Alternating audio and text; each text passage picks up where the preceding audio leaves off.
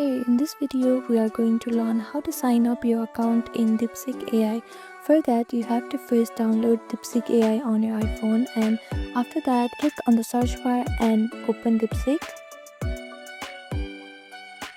Now you'll see this login page, and if you have already created an account you can simply type in your credentials to log in to your account. And if you want to create a new account, click on the sign up button. After that, on this first field, type in your email address.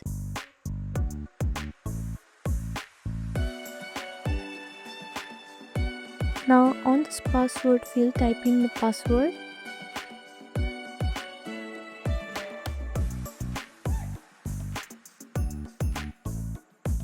Now on this field, you have to retype your password to confirm it.